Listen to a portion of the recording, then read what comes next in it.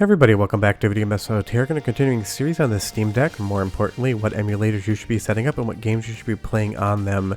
And today we're going to be going over Atomiswave emulation because a lot of you guys have been asking for it, and of course you know I love the Dreamcast and the NAOMI, so we have one more platform to go.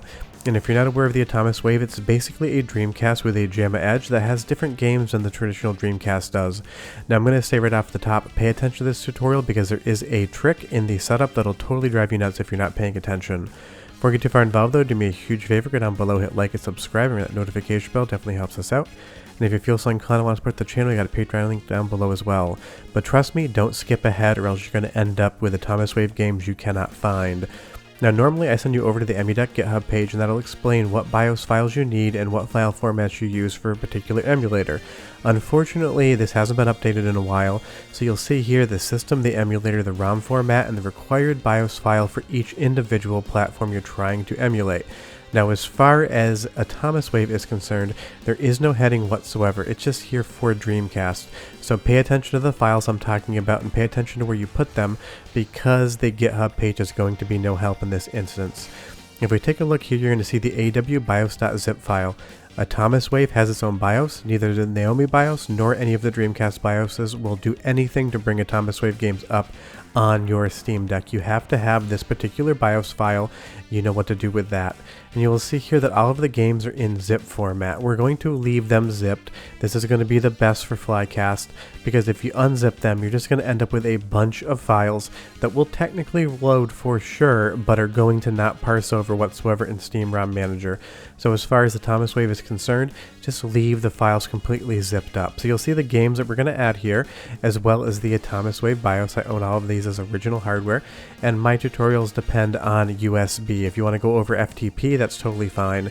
What I do is I create a new folder on my USB stick. I just type in AW for Atomiswave, and I will put all the files we need to bring over to our Steam Deck on there. The games aren't huge, but they are slightly big, so if you want to test them in RetroArch before you move them over, you might save yourself some time. And I will leave a link to the dock I use below. It's not an affiliate link, I make no money off it whatsoever, but I'm curious which docks you guys are using. Leave me a comment down below and tell me the dock you chose. I make it the official Valve version if it's worth it, but I am curious what you guys are using for hardware. Like I said, whatever way you want to get the files over to your Steam Deck, the next step is we're going to go into the desktop mode and mount that USB stick, or if you're on FTP, we'll just be going right to the file browser. Now here's the thing where I say there's a trick in the setup. It is not complicated whatsoever, but it's going to basically make you think you need to do the wrong thing. First thing we're going to do though is deal with the BIOS, that awbios.zip file. We'll go ahead and copy it over from wherever we loaded it up, and then we'll go into our EmuDeck installation. Under emulation, we'll go into BIOS. Now there is no detail on where we put it. Dreamcast has its own separate folder where we put the Dreamcast BIOS and the NAOMI BIOS as well. But I have not read any single bit of information as to where to put the Atomiswave BIOS. This is just what I do. I put the Atomiswave BIOS in the Dreamcast folder, and if you're not sure how to make that, I got a video setup guide for that as well that I'll link below. And then I will also put the BIOS file directly in the root BIOS folder on EmuDeck. It's in two places, one of them's correct, and that is all we really care about, that it does work. Now when I said that there's a trick in the setup, this is what I mean. If we copy all the games as zip files over to our EmuDeck installation, we have to put them in a very specific folder, and it is not the one you think it's going to be. If we go to emulation and ROMs right here, we need to put them in the NAOMI folder. They are not NAOMI games whatsoever. It does run on very similar hardware, but they're not NAOMI. The thing about this is if you put them in the Atomiswave folder, Steam ROM Manager is not going to see them whatsoever. They are not going to parse over. And this is going to trip a lot of people up, so if I read your comment down below that says you put the games in the Atomiswave folder and it didn't work, I'm going to know you didn't pay attention to the tutorial, and I'm going to tell you in the comments. Now that we have the games where we need them, we're going to come back into EmuDeck and we're going to click onto the Steam ROM Manager. This is how we're going to ingest everything into our Steam Deck as far as the handheld mode is concerned. And don't forget, when you're using Steam ROM Manager, your controls are going to change ever so slightly for a few moments. Do keep that in mind when you launch it. I see a lot of people saying they lose control, and that's just because of that little aspect right there. So if we come over to parse and we hit parse, we can then go to category, and we're going to take a look into the NAOMI folder. I'm really not sure why EmuDeck and RetroArch do this, but everything is going to be in Naomi. If we click over here, you're going to see I added one game in the background, and that's Dolphin Blue. But if we come down and hit parse again, all of those files that we just dragged over for the Atomiswave games into the Naomi folder are going to start to populate. It does take a few seconds, and sometimes you won't get the artwork, but you're going to see that all of those games are now here in Naomi.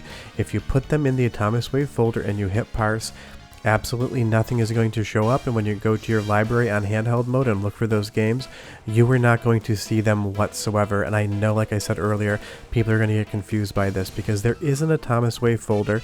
Just pretend it doesn't exist, ignore it completely, put your Atomiswave games in the Sega NAOMI folder. Don't put them in the Dreamcast folder, that also does not work whatsoever.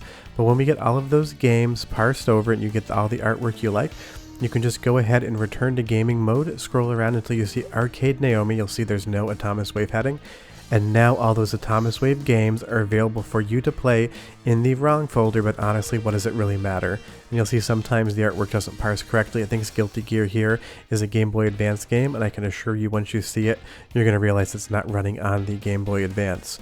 If everything worked correctly, you got the right BIOS file, you will see the Atomiswave splash, and then you'll be directly into the game. And trust me, if you never played this version of Guilty Gear, you 100% owe it to yourself to do so. This is an amazing franchise and an amazing entry in the game. And as far as the performance on the Steam Deck is concerned, everything works rock solid perfect here. I had no issues whatsoever. But don't tune out yet, because there are a lot of different details involved in managing these games, because all of the settings are completely different than you would expect on a console experience, and I know the test menu, how to get to it, can trip people up as well, so I'm going to teach you how to do that very shortly. But trust me, the speed, the responsiveness, and this game is running exactly as I expect it to on original Atomiswave hardware, and that is because I have a closet full of this stuff. But if we push in both the left and right hand analog thumbstick buttons L3 and R3, we're going to get to the RetroArch menu, and if we go into the core menu, you will see that we are on Flycast, basically the only thing that works here for Atomiswave.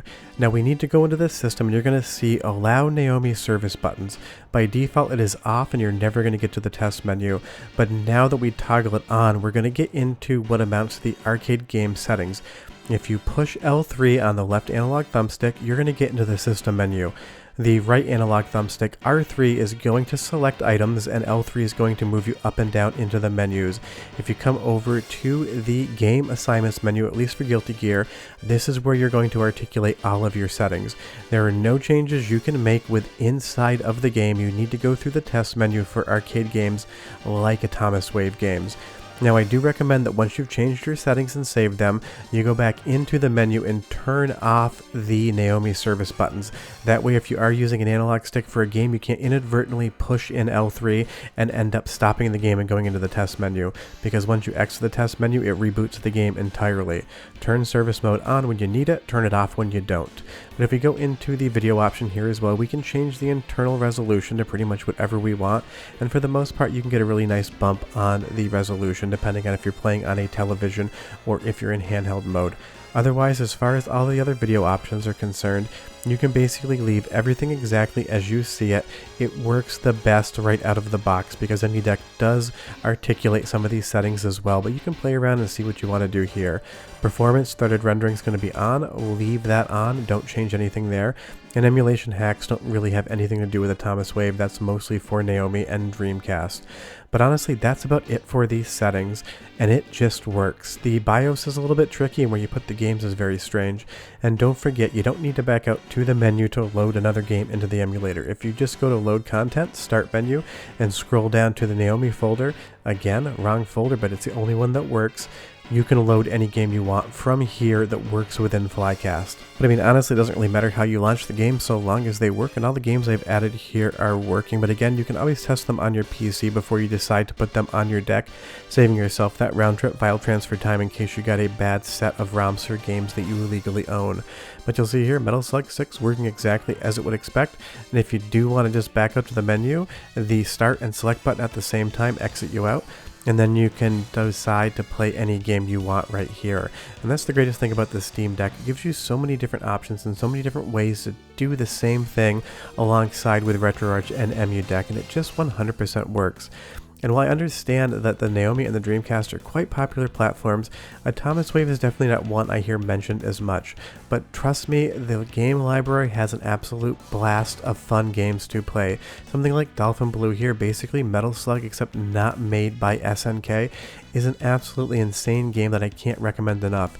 Even prototype games like Kenju here, a 3D fighting game that never technically released, this is a dump of a prototype, work perfectly fine on the Steam Deck, and I absolutely love it, and I think you guys are going to as well.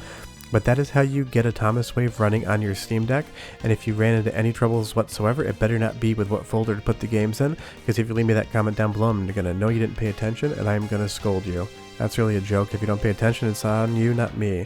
But I will be back next Saturday with another video on Steam Deck emulation, and I'll have videos for a week as well, but leave me a comment down below, tell me what your favorite Atomiswave game is, and I'll see you next time. Bye-bye.